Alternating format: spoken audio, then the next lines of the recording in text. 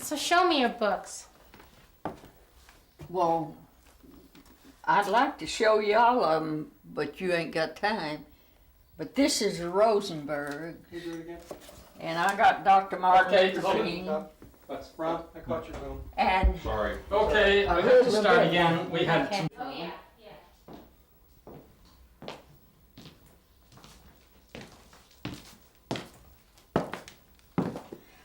come here, I want to show you my books. Okay.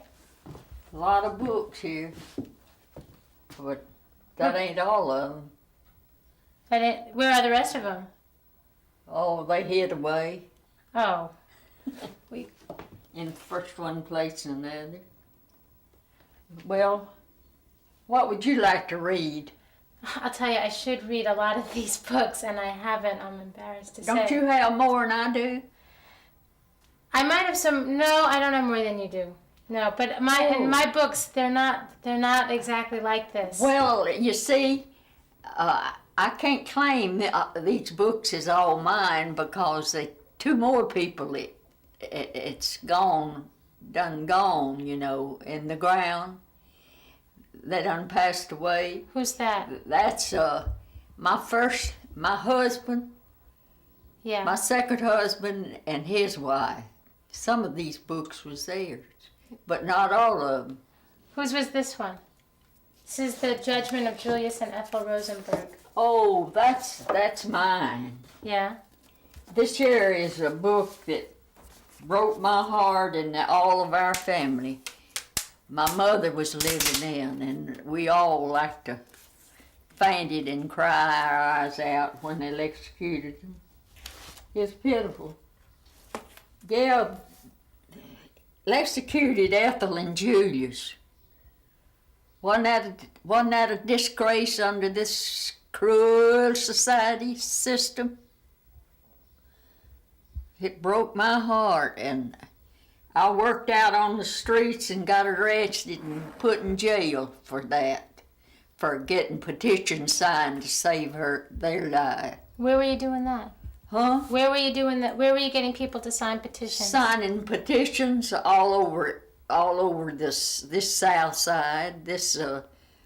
I was living then with my mother on Rawson Street. Here in and Atlanta. all up and down every street.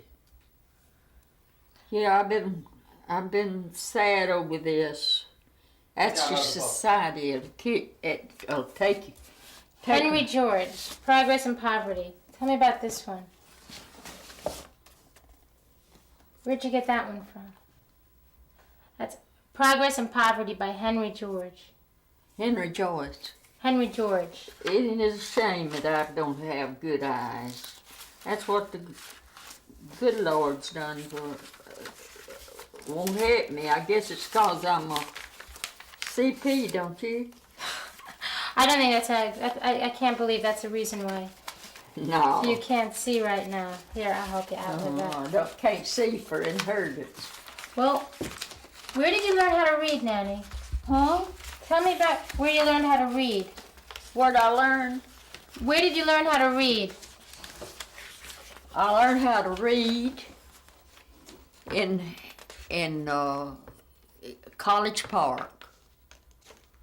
Yeah. We was living in College Park then, and I got a letter from a young man that we used to work together, and his sister and I, we were really chums, you know. She was a musician, could play anything in the world. We worked in the Aqueduct cotton mill, and anyhow, I thought so much of her, but later my brother and her got in love and they got married. But she died with pneumonia. But she is my cotton mill, you know, chum. And she taught you how to read? How old were you then? Huh? She taught you how to read? I was about, I guess I was about 12 years old. And So you didn't learn how to read in school? No, they didn't pay me no teaching when I was going to school. I was a sharecropper's daughter, and the sharecroppers. The teacher boarded with the ones that owned the farm, and so what happened is she paid all of her attention, the teacher, to the sharecroppers' children. And how long did you go to school? I went to school about 3 months in my life. Just 3 months. About 3 months. So why did you have to leave school? Beg your pardon? Why could you only go to school for 3 months? Just go 3 months? Yeah. Well, my parents moved away from there. I see. In his time then, I was looking for a job. How old were you then? Well, let's see. I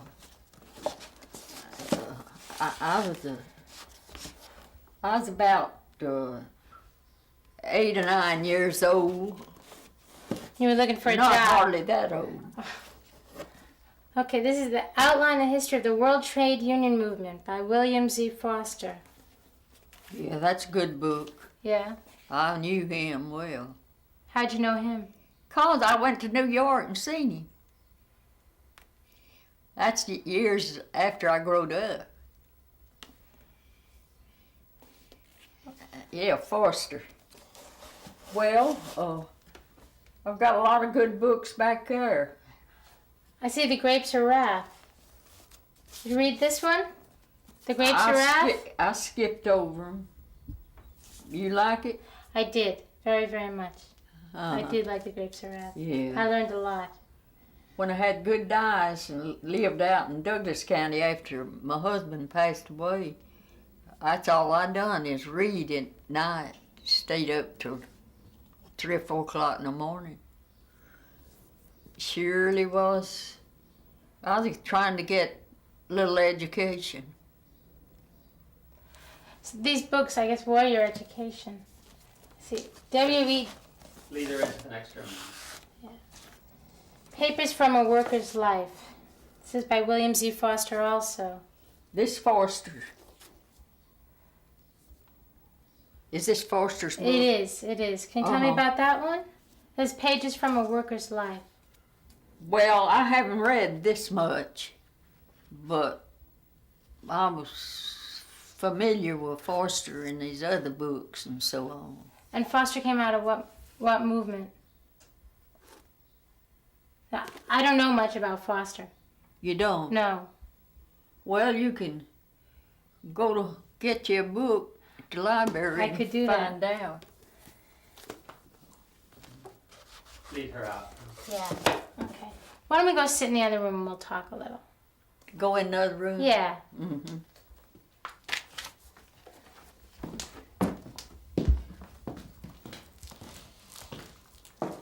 Okay. Going up and going wide, stay like that. You just want to do it slow. Yeah.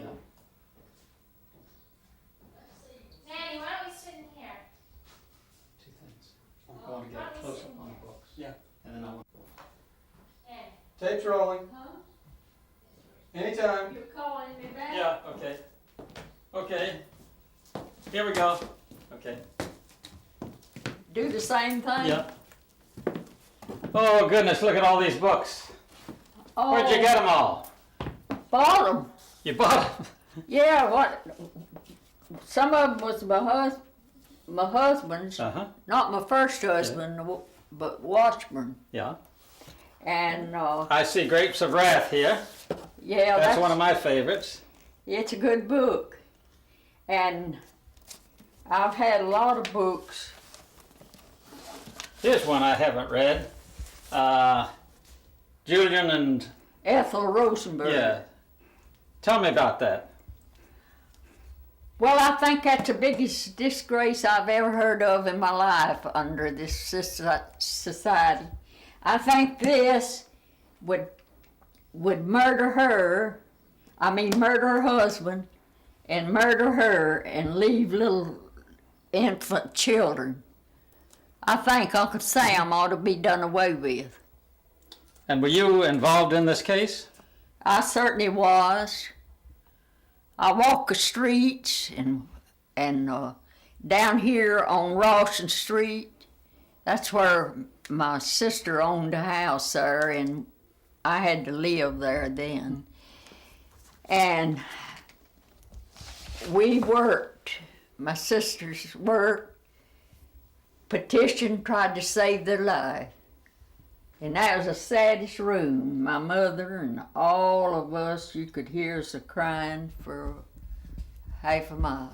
Was your mother a member of the Communist Party too? Yeah. When did you join the party? I joined it when Angelo Herndon come here and woke me up. When was that, do you think? That was back in 34. 34, I see. Well, I tell you, let's go in and I want to ask you something about the 1934 textile strike. So let's go and sit down and talk. Well, that I'll try to do. Okay. No Angelo Herndon. Okay, now we'll just sit down. One, and let's see. Yeah, it's fine. It's fine. Okay, let's go. So come here, show me your books. Oh, just come over here. I'll show them to you Okay. anytime you want. I see Grapes of Wrath there.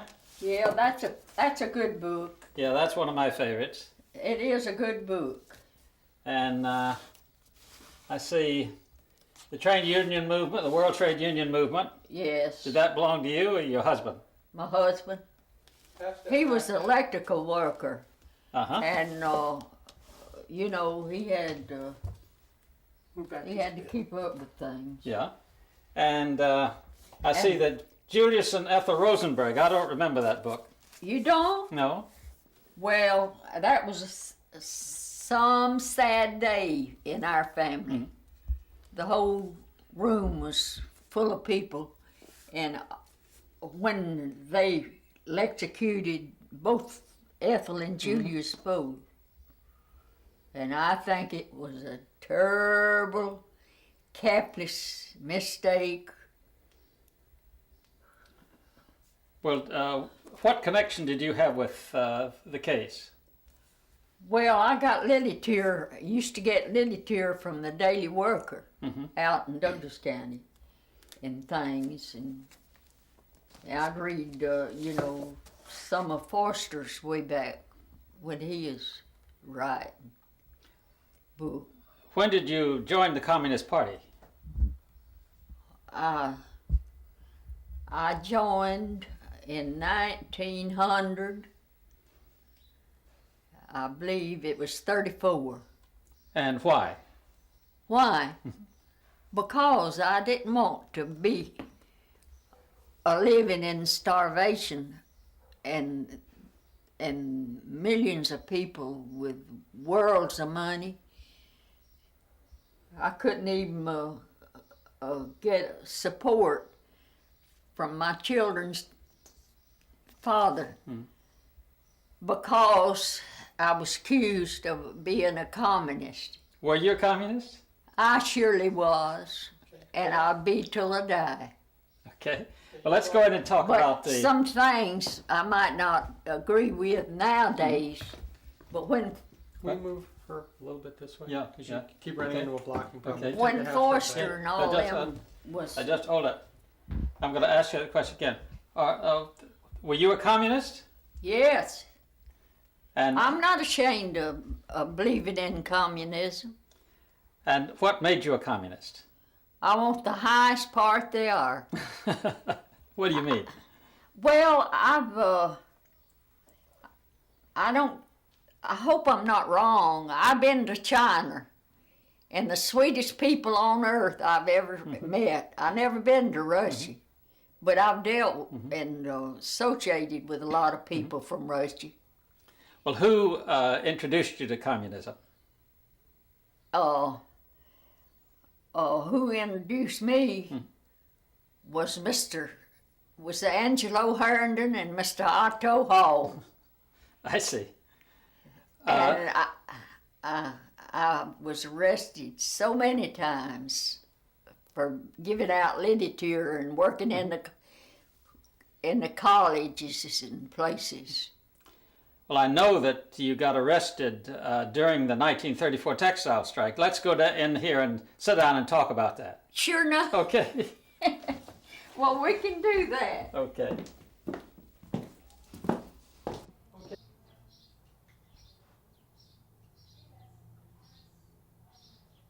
Okay, so just slow pan.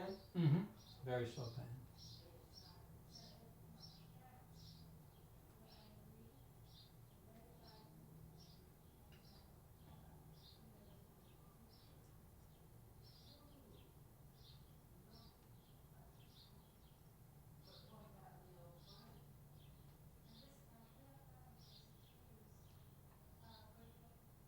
Not saying much.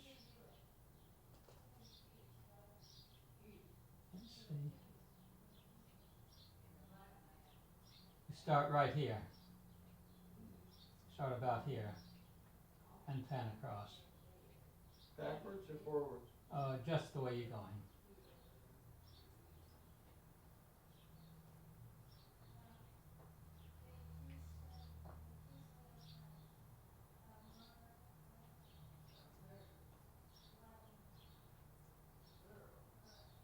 Yeah, that's fine. Mm-hmm. That's fine. You can start, no, you don't have to go that far. Okay, well, we rolled on that. Okay, good.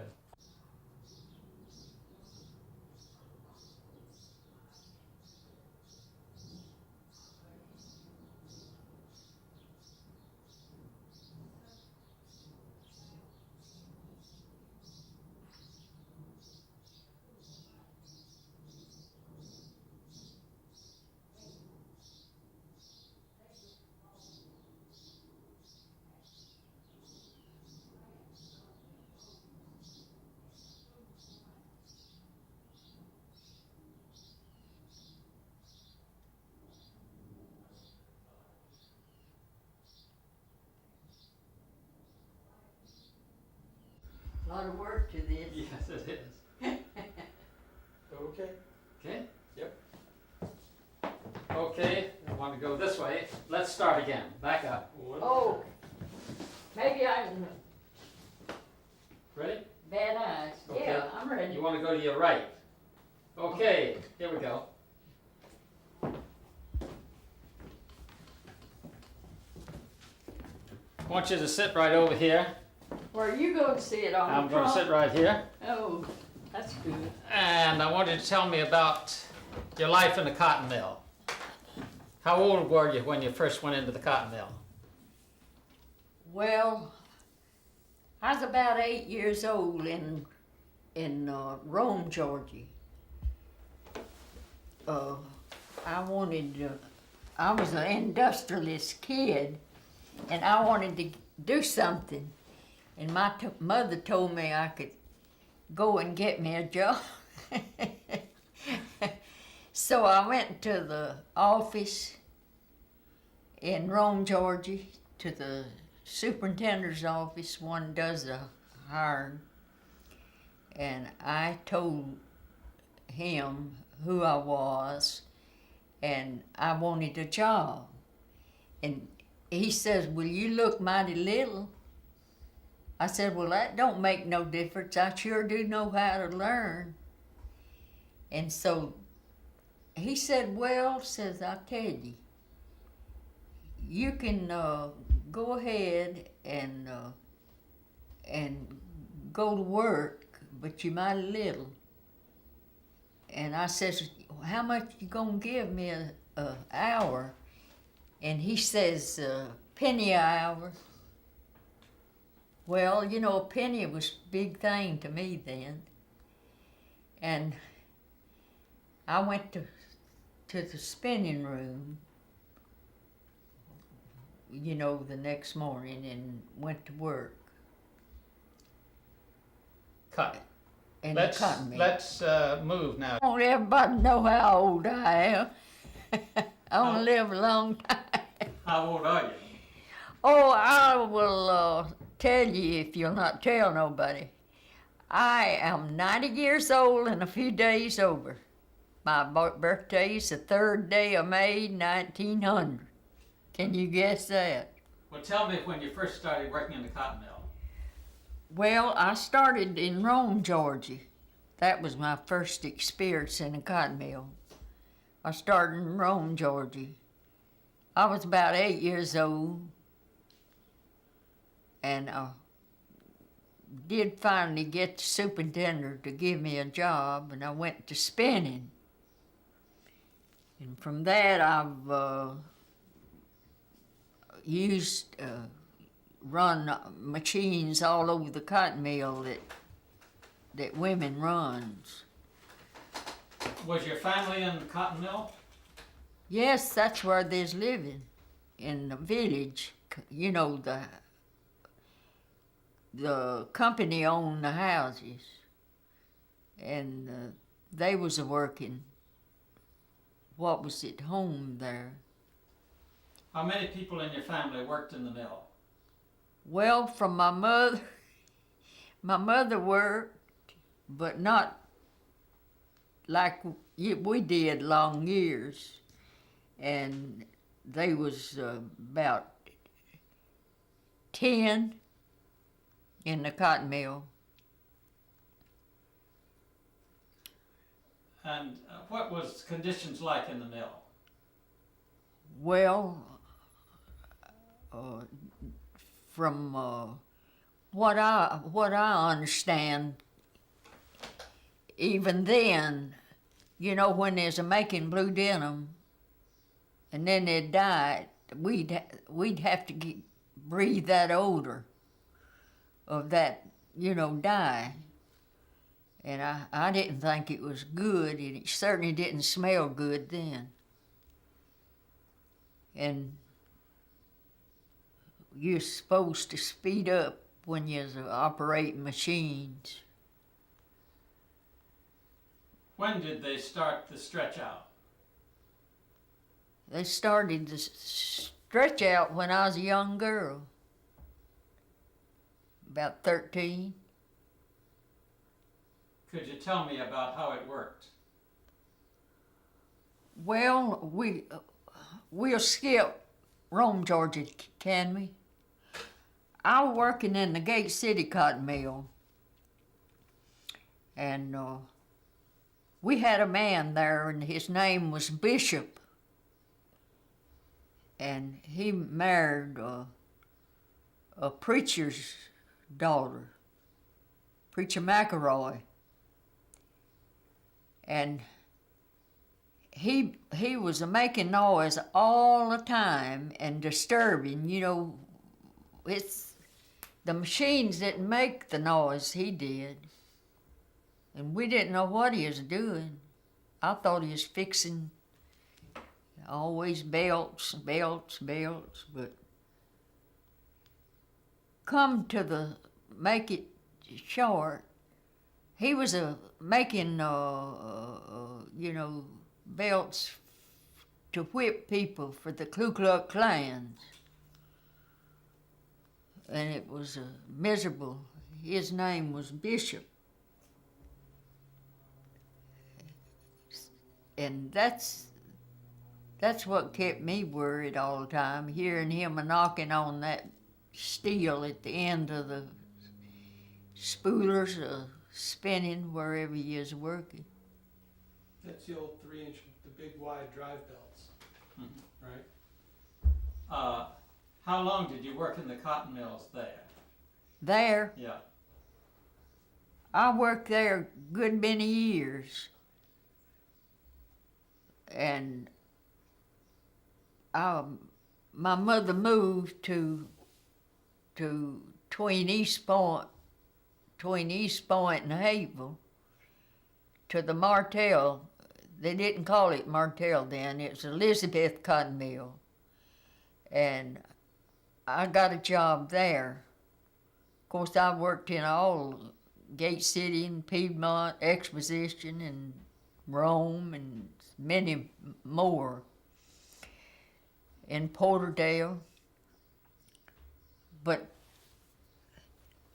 the job, cotton mill work, is too unhealthy I would figure from with the experience I have in reading and breathing dust, lint.